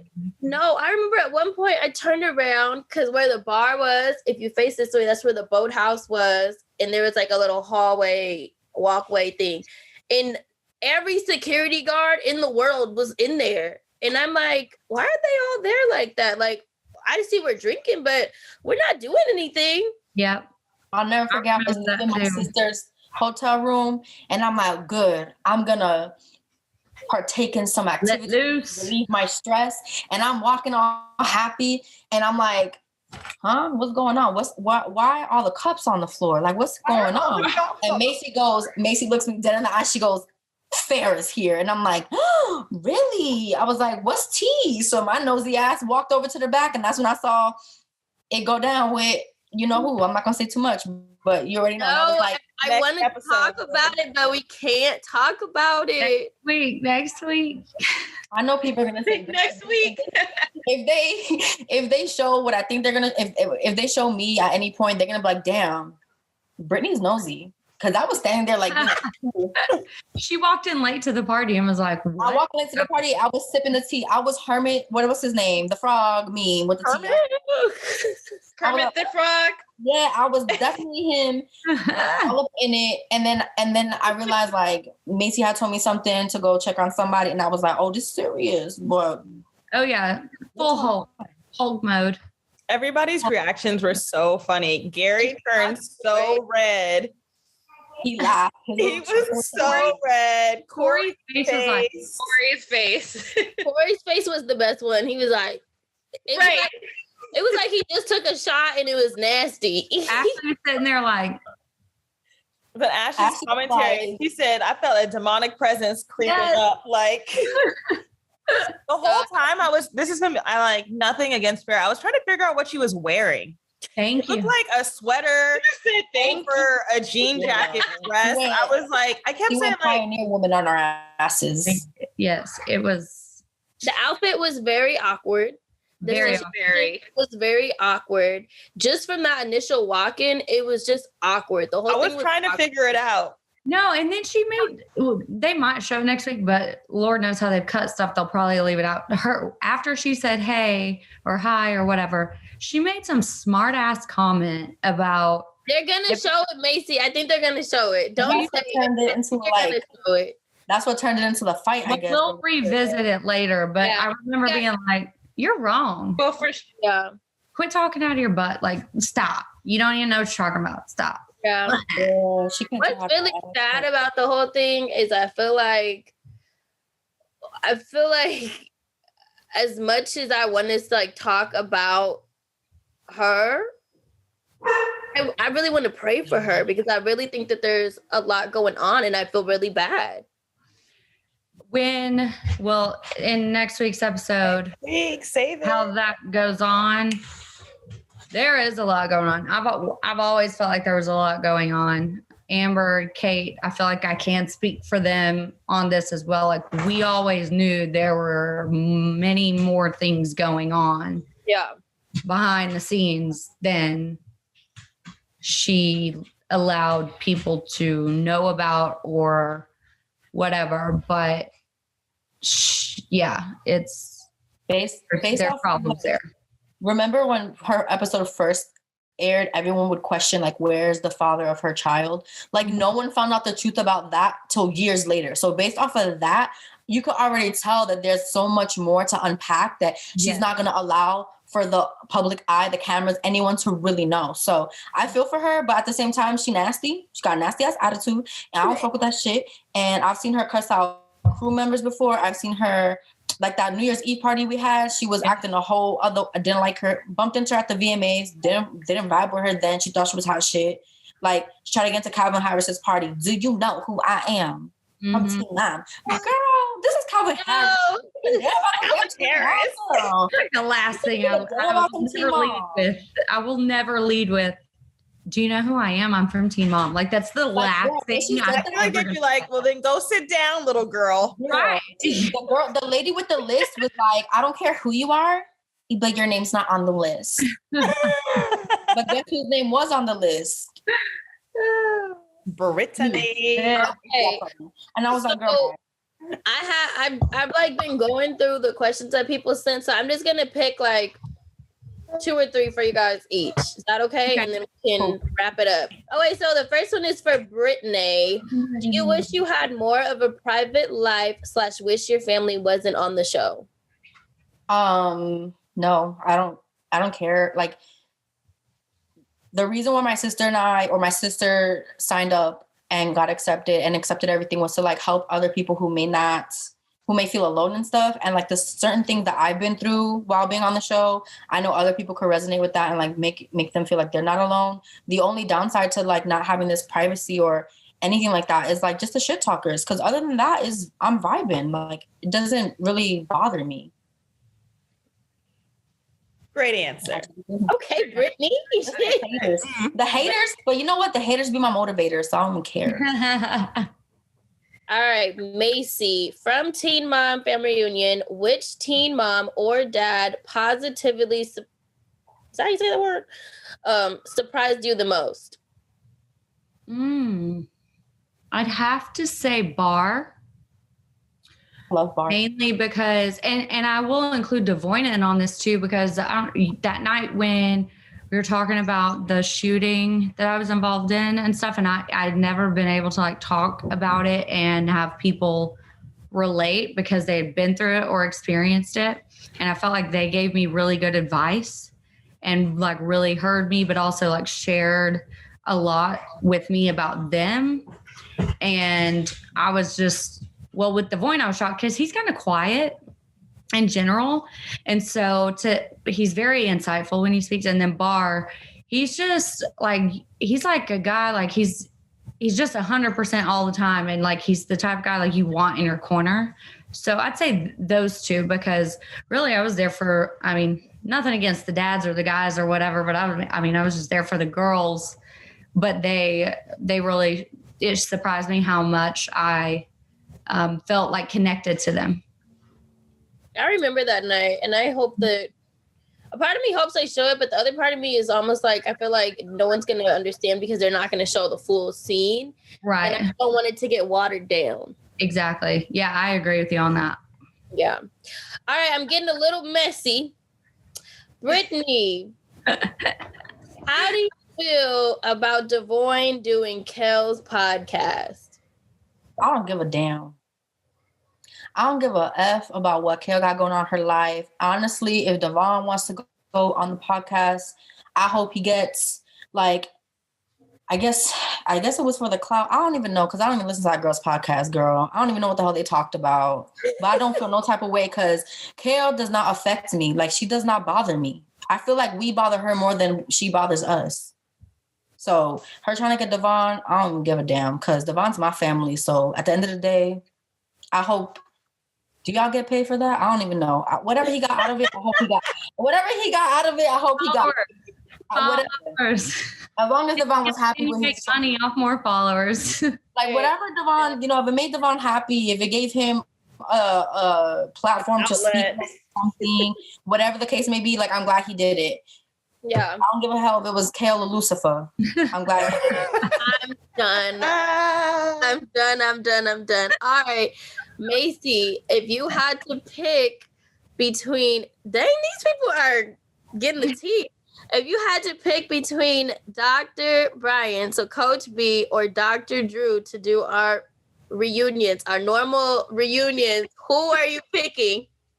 We already know the answer. That's a tough one, man. You grew up with Dr. Drew. Let's see. I did, literally since I was 16. I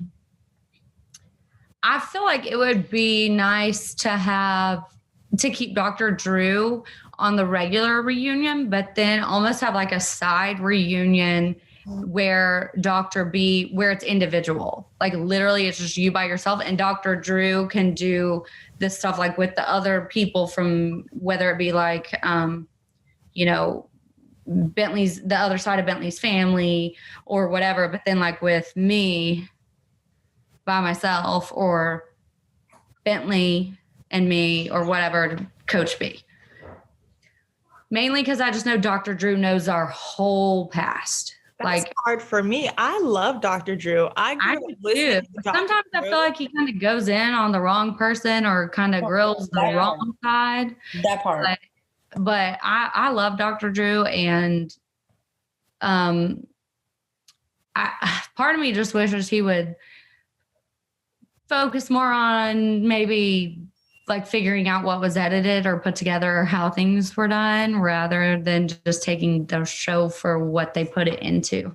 Yeah, I get that. I don't know. That's a tough one. I will say this about Dr. B or Coach B. She did something that I've never seen Dr. Drew do, and that was to have Dee and Brianna sit there without someone storming off, without cussing out each other, without all the disrespect. Like, Yes. I'm sorry, but Dr. Drew and Nessa could never do that. Yes. So based off of that fact, like I know the question wasn't for me, but based off of that fact, bring her in. I agree with you on that, Brittany. And I think too, to play devil's advocate, like you got to think like Nessa and Drew have the producers in their ear the whole freaking time. And it's like, push this button, push this button, push this button, push this button, go here, go here, go here. And that's why I kind of like Coach B in the role that she's in, because she's not doing it for the cameras. Mm-hmm. Like she's not doing it to make things harder or worse for us. She's doing it like, let's go deep. Let's figure it out. It's very safe. Yeah. And it's not for TV. It's genuinely for her to be able to help us. Whereas with Dr. Drew and Nessa, it is very much for TV and entertainment purposes. That doesn't mean that Drew and Nessa don't care, because they do. But at the same time, they're doing their job. Yeah, but it's like everyone's real life though. So it'd be cool to see like a fresh face come and like actually change it up a bit and go back to the nitty gritty, because the reason why we do reunions is to recap on the whole year or the whole season of filming and all the trials and tribulations. It'd just be fun, or not fun, but it'd be like better if we had an actual like, because it's fun for the viewers to watch. It's fun to see us cry and know the people that want to make fun of us or people who want to resonate with us. But at the end of the day, we go home with that shit. So it would be better. Yeah, it's still our life. Yeah, we had someone like Coach B to be like, take this home, like you said, take this homework with you and work on it and stuff. Yeah. Because I'm sorry, I leave that couch annoyed every damn time. Every damn time. Me too. I leave that damn couch like, why am I here? That's right. Good check. Okay, last one for Britt. This is a nice one. Are you the godmother to either Stella or Nova? I love your bond with them. No, I'm not the godmother because I'm the aunt, so I don't need none of that extra stuff.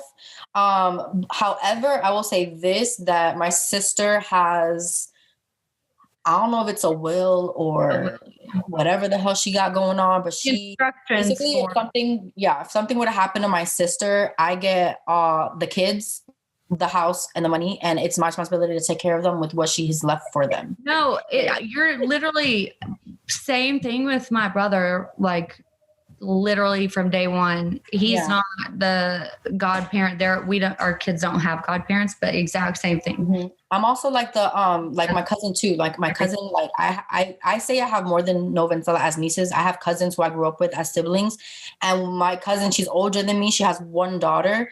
Also, she put me down on her life insurance to, if something were to happen to her, God forbid, I take custody of her child, her money, and her property. So. Wow. I'm that girl.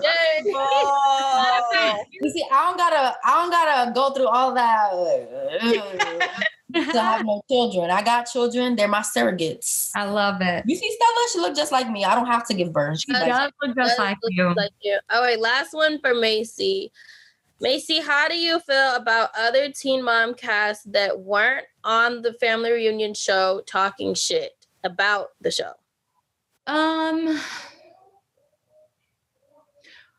Well, I don't really care, but if I have to care to answer the question,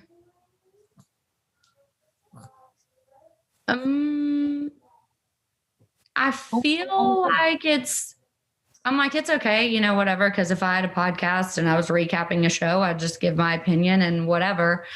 But I will say, just from the feedback and then from listening to a couple episodes, because I actually do listen to, like, I listen to y'all's podcast on a regular basis, Kale's podcast, like her and V, their podcast too, because they're genuinely good and I like listening to them. But with the recaps, I was like, I really thought that they could have done a better job of knowing what it's like to film, and that, like, things that are cut into 15 or 5 minutes or 3 minutes or 2 minutes really were like hours long.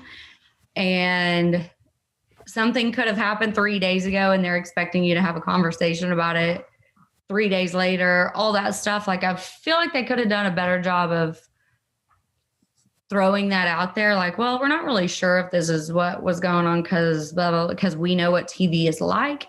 But besides that, it's like, make your money, whatever. I'm good. I'll make my money and I don't care how anybody else makes their money. Brittany, what answer? Me? Yeah. I don't know who was talking their crap because I have ADHD, girl. I can't sit still and listen to a podcast. I just listen to them in the car. Like, I can't do it. The only podcast I listen to is a vulgar one. It's called Call Her Daddy. I've listened to that. Wait, what's it called? Call Her Daddy. I know what you're talking about.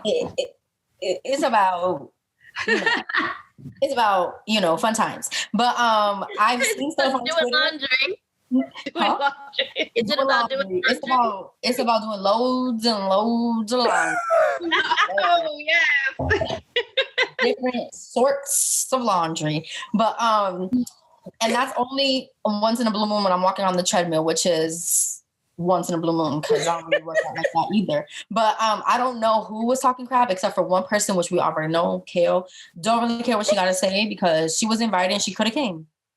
So if you feel a type of way, you should have been there. And I don't know if you didn't come because of my sister and I, because honestly, I could sit in a room with her and I would not even give a damn. Like, that's what I think is the mistranslation. They think that I'm going to like lunge at her and try and fight or something. Only reason why I did that one time was because I was on defense mode for my sister. That's another story for another day. But you could talk your crap because at the end of the day, we were there. And yeah, the first few days being locked in that hotel room, not knowing what was going on, that was very stressful. I was ready to quit and go home. But once I gave it a real shot and I opened up my mind and I was like meeting everyone and getting to know people, because, it's hard getting to know, like, yes, I have anxiety, big crowds, not knowing what I'm doing frustrates me, overwhelms me. After I let that go, I had a great fucking time. Watching it back, I would do it all over again. Yes. No, I will say, like, I really want people to know that I think everyone that was really there when we left, it was sad. Like, we did not want to leave each other. Like, it was very much it was comfortable. It was safe. It was fun. It was awkward at sometimes and uncomfortable with some of the activities. Like, we were scared, but like, I literally, the first week I was like, oh, I want to go home. But when it came time to go home, I was like, what am I going to do when I don't wake up to all these crazy people that I just absolutely adore? Like, what am I going to do? What am I going to do? It was every morning, absolutely wonderful. Bar and Ashley on the porch, and then the one after is Zach and Cheyenne. Girl, thank you for the microwave, Cheyenne, by the way. I didn't have a microwave, and I was like, can I use your microwave? Zach is like, I don't care, just come in. I was like, no, I'm not high maintenance, but at the next one, I'm requesting a room in the middle. I felt like I was so far down on land. I was like, anybody awake? You saw me? I was in everyone's like little porch. I was like, I'm lonely here. Like, so who wants to mingle? Because I'm walking down everyone. I would walk down everyone's, who's outside, whose door's open, who's. Do you remember the time you walked by my room and I swear, I think I was changing and I was like, oh shit, I left the curtain open, and I looked and Brittany was just like walking by and I was like, oh shit, there's Brittany. And then I was like, oh shit, I think I'm in my underwear. Okay. Yeah, we seen it all. It's fine. I had a good time. I'm happy that, I don't know, I'm just happy with it. But yeah. Thanks for answering my questions. Well, not my questions, but the questions that people asked. There were some a little raunchy ones, but I'm not gonna go there. You might have a question for Chey. No, it was. I don't have a question, but I have a funny memory that just popped in my head. Oh, I don't know if Maci was there because I don't know if you left already, but remember the last night when they took away alcohol, everything, and they're like, all right, we're done filming, right? So then Zach, Uber, used Uber. Oh, no, I'm gone. He ordered Casamigos and put in the water bottles. And next thing you know, everyone's lit, having a great time. And they took a little ass camera, like, wait, this is the good shit. And they ran and they started recording. And we're like, this camera. Like, you should have gave us alcohol from the beginning and good times, not fights. Because this is the stuff you wanted. Yes. Like, videos of Ashley. This night I left after the bonfire thing? Yes. Damn. I was passing around a water bottle full of tequila and there was no cameras, nothing. And we were having the best time. We found like an aux cord. We were playing our own music. And then all of a sudden we turned around, they popped up with these little ass cameras. And I'm like, y'all should have had this vibe the whole time. Oh my gosh. I'm just trying to think of production talking about they're having a good time. Where are the cameras? Like just calling each other. Hey, do you have a camera? Like I have videos in my phone of Ashley trying to teach Jade and Cheyenne how to twerk. Yeah, it was so much fun. I love it. I needed that lesson next time. Wait, could you imagine if they did one of those flyaway interviews mid twerk when Ashley was twerking in the beginning? Like during the interview, and she's twerking in the interview. Yeah, like answering the questions, like nothing's happening, everything's fine. I loved waking up to Ashley and Bar. They were like, once all the drama and the beef was done, dude, they're good people. Yeah, they're good people. They're not bad people. No, I don't think anyone is bad. I just think that I agree. It gets lost in translation at the end of the day. Yeah. And that's why I don't watch the show, because I don't want to judge you guys based off of what I see on TV. I want to judge everyone, my personal experience. Yeah, I like that. Well, I loved you, Brittany. I loved you too. You were a shining star for me. I was like, well, at least Brittany and Gary are here to keep me like laughing the whole time. Yeah. How do we get Gary on here? Maci has to ask him. Gary, the last thing with Gary was like, when I drink, my nipples get hard. Yes. Corey was like, Gary is a legend. And when I heard that, I was like, Gary's a legend. But it was the zoom in on the nipple that took in on his nipple. And it was harder than an both of them. Oh my God, Gary. He was both of them were hella hard. No, I'll ask him, Chey. Come on, next group message. Yeah, we need some male energy. Like we need to get the man's perspective on all of this. I have a group chat with him, Jade, and Chow, because they're from Indiana and I like to eat, so we all have a group chat together. He sent us this picture of his meal that he cooked the other day. Dude, and I had the munchies and I was like, damn, I want to taste that. The stuff he posts on Instagram, I'm like, can you invite me over for dinner, please? Yeah, same here. Look how good that looks. Like, come on. I don't know if you can see. Look. Oh, yeah. Little Sunday roast. Yep. I love it. Gary for the win. Okay, y'all. So every episode we end our episodes with a WTF moment or like words of advice. Does Do you guys have any? anyone want to go first? If you're out in the sun, stay hydrated. If you're out in the sun, stay hydrated. That's Thank you. real. Good advice. That's good advice. That is very real. Shanan, do you have one? I have a WTF. Yesterday, I was trying to give Parker a haircut, and he freaking sneezed, and I was trying to give him a lineup. Mind you, his birthday's on Saturday, and freaking literally, he went, "Hachoo!" and it went all the way back. So now he has a clean ass lineup with a little divot in the side. So Give my son a baldy. Eyeshadow and fill it and in. my baby has no tooth. Both his teeth are out. Interesting. A messed up lineup. I'm like, his dad was like, "So are you gonna fix it?" I'm like, "No, I'm not gonna push my baby's hairline back further so he looks hella funny." So he has a divot in his head right now. Well, take that eyebrow pencil and fill it in. That's what I was gonna say. Get some of that. They have this Right. stuff called That's Ulta. right. You spray it on there, like, and it literally. You only gotta look good for one day, and that's his birthday. Right. Other than that, it can go back. Just He's fill gonna it in. have a Power Ranger outfit on, so he'll have a little mask. Oh, that's smart. Keep covering up his head. Covered. Funny. Darn. My poor baby. This is 6. Messed Wait, this is lineup, 6, yo. missing teeth. It's all right.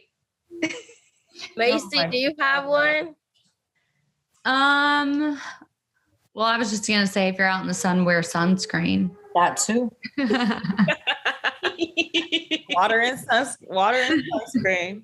You guys are too much. Kyle, what's yours? I'm gonna piggyback off of Coach B because she's really on my mind right now. But when I think it was when Bree, when she was talking to you guys, the OGs, she said you can't solve adult problems if you haven't faced like your childhood trauma because you're bringing that kid self to the conversation.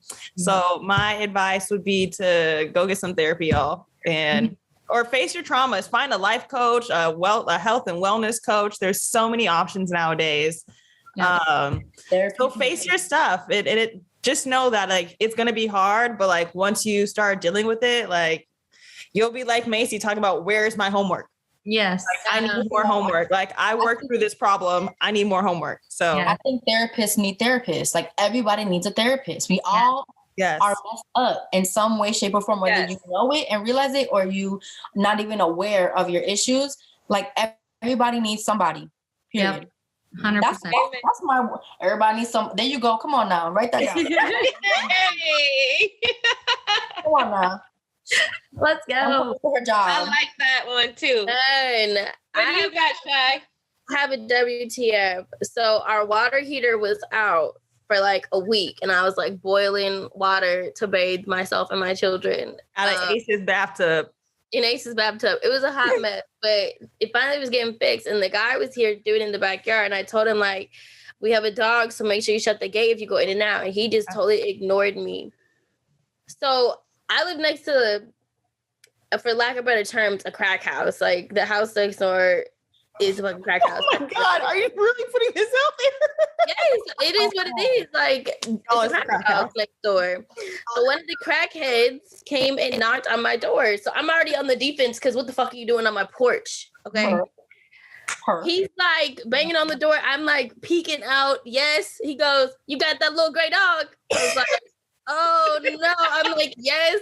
He goes, "He's up the street chasing the little boy with the broom." Oh my gosh. Bro, I ran at least 2 blocks down to get my dumb ass dog, and he was literally chasing some little boy, and the little boy was fighting him with the broom. And his mom like runs outside and she starts screaming. I'm like, is she screaming at me or is she screaming at him or screaming at the dog? And she starts screaming at her son, like, "That's why your dumb ass is supposed to be in the house." I'm like so embarrassed. I have no shoes on. It was the day before I was getting a new weave, so I just took my hair out. So the shit was everywhere. Like my hair was everywhere. I had no shoes on. And the crackhead who had told me about the dog being out watched me. Like he was watching me struggle. He watched me run 2 miles And then I walked back. I finally got the dog, and the little boy was like laughing and stuff. The mom was laughing at me. So I walked back like a walk of shame, like a whole walk of shame. Not a hoe. Literally, the crackhead looked at me and he was like, "You got your dog?" And I just wanted to cry. Like everything in that moment just wanted to cry because I was having such like a stressful day and just nothing was happening my way. And that was my WTF moment. And the water heater was still broken after that. And I was very Cold showers and chasing this dog. Oh my God. Bro, you That's should what you just get back home and you go to your room and you shut the door and you're like, nobody talk to me the rest of the day, please. Oh, I had a good cry. I wanted to beat the dog, but I can't. But I just had to have a really good cry. So that's how I started off my week. Shout out to the crackhead though for letting you know about Right, for letting you know. Now every day when I see him, I'm like, hey. He's like, you got that dog? Go get your dog. I saw him the other day. He said, that little dog expensive, huh? I wanted to say, sir, leave the dog alone. you ever whatchamacallit, seen that TikTok? Can I pet that dog? Yeah. Yes, I'm done. Well, thank you, Maci, and thank you, Brittany, for coming on and talking about Team Up and Reunion and all our other juicy gossip. I feel like we covered a lot of topics. Thank you guys. Thank you. We need to have a whole nother episode with Brittany and Shanan talking about being ghosted.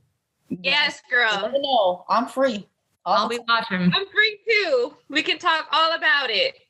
Mm-hmm. Y'all might see me shed a tear because I'm a ghosting roasting. A ghosting roasting. I'm done. Yeah. All right. Okay. Thank you guys. Bye. Thank you. Thank you. Don't forget to subscribe to the Think Loud Crew, y'all, and listen to us on your favorite podcast platform. You can find me online or on Instagram at @RKyleLynn. And you can follow me at Shanan. Ooh, I don't even know my Instagram name, y'all. Okay. You can follow me at Hair by Shanan C. You can follow me at Shy Not Shy. Where can people find you, guys? What's my Instagram? Oh, my Instagram is Brenda Jesus _. And mine's Maci Deshawn Book Out. Spelled like Deshane, said like Deshawn. All right, guys, have a good Love y'all. We'll tune in next week. Bye. Bye. Bye.